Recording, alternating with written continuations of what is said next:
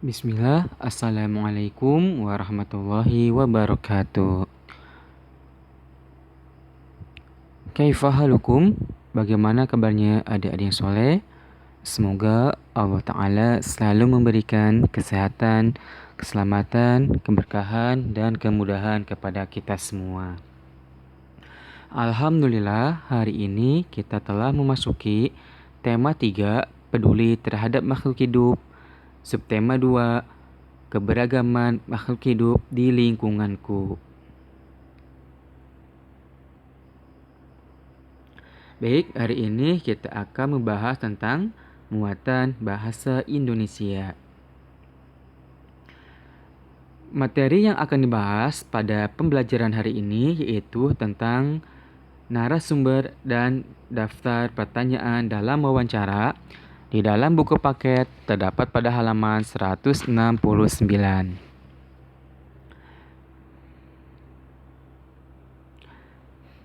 Baik, yang pertama kita akan membahas tentang narasumber dalam wawancara.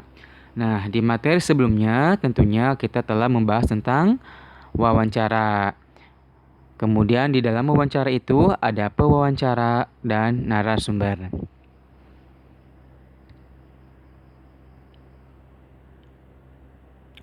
Narasumber bertugas memberikan informasi yang dibutuhkan pewawancara dengan menjawab pertanyaan.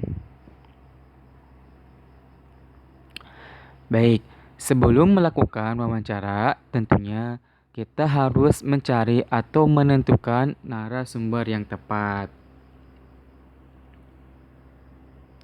Nah, apa saja sih yang menjadi syarat dari narasumber?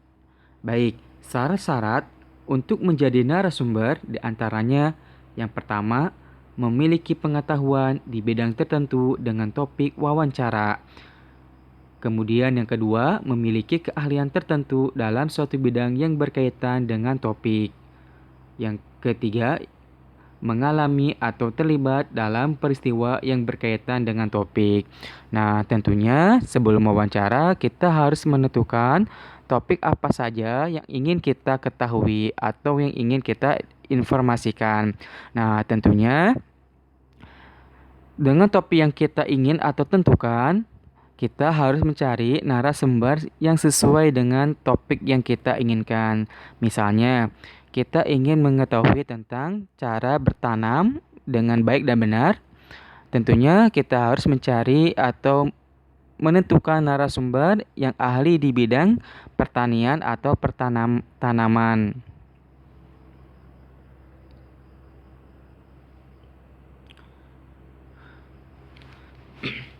Narasumber merupakan orang yang berperan penting dalam wawancara. Oleh karena itu, narasumber diperlakukan dengan baik oleh pewawancara, baik sebelum, saat, maupun setelah wawancara. Sikap-sikap pewawancara yang baik kepada narasumber yaitu Nah, tentunya sikap-sikap pewawancara itu harus baik dan sopan kepada narasumber. Apa saja yang menjadi sikap-sikap pewawancara terhadap narasumber? Di antaranya yang pertama, memperkenalkan diri kepada calon narasumber serta menyatakan maksud dan tujuan wawancara yang jelas. Kemudian yang kedua, meminta kesediaan untuk menjadi narasumber dengan bahasa santun. Yang ketiga, menepati janji wawancara dengan narasumber. Nah, tentunya kita harus menepati janji dengan wawancara setelah kita menentukan waktu dan tempat yang telah disepakati. Kemudian yang keempat, melayani narasumber dengan baik. Misalnya seperti apa? Memberikan makanan atau minuman pada saat wawancara. Kemudian yang kelima, berbicara menggunakan bahasa yang santun dan interaktif saat wawancara. Yang keenam, mengajukan pertanyaan wawancara dengan jelas.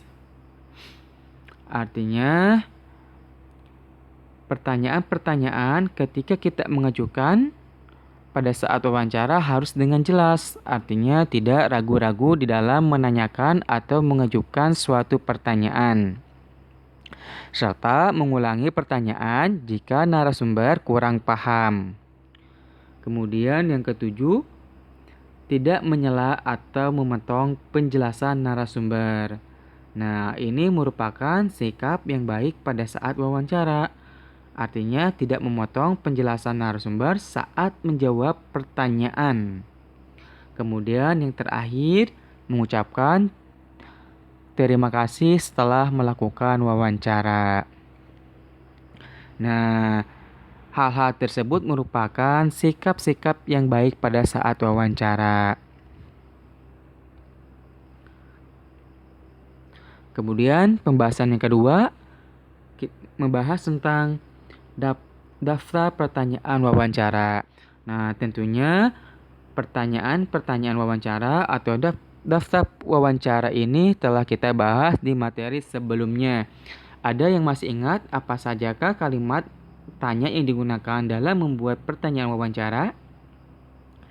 Baik, pertanyaan yang diajukan kepada narasumber harus sesuai dengan topik wawancara. Nah, kata tanya yang digunakan untuk membuat pertanyaan wawancara diantaranya apa, berapa, siapa, di mana, kapan, mengapa, dan bagaimana. Nah, kata-kata tersebut merupakan kata tanya dalam daftar pertanyaan wawancara.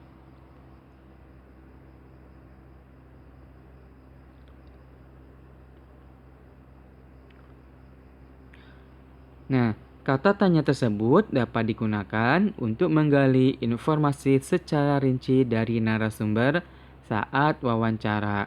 Saat wawancara, sebaiknya tidak mengajukan lebih dari satu pertanyaan secara langsung.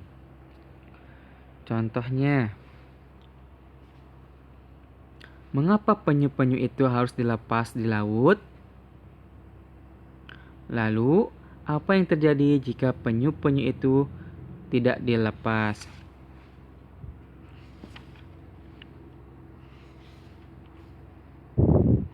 Nah, contoh tersebut merupakan pertanyaan-pertanyaan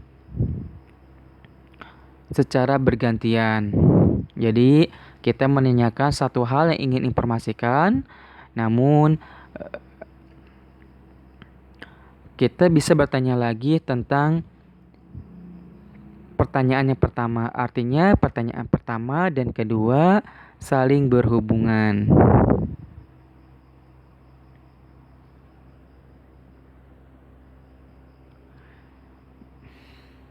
Baik. Tentunya kegiatan wawancara ini telah kita lakukan di materi sebelumnya. Nah, di materi ini kita membahas kembali tentang wawancara, kemudian tentang narasumber dan daftar pertanyaan wawancara. Baik, semoga apa yang disampaikan atau materi yang dapat disampaikan bermanfaat bagi kita semua. Semoga adik-adik yang soleh tetap semangat dalam belajarnya, serta disiplin dan tanggung jawab dalam menjalankan segala tugas-tugasnya. Dan semoga Allah Ta'ala selalu memberikan kesehatan, keselamatan, dan kemudahan kepada kita semua. Barakallahu fikum, jazakumullah khairan, wassalamualaikum warahmatullahi wabarakatuh.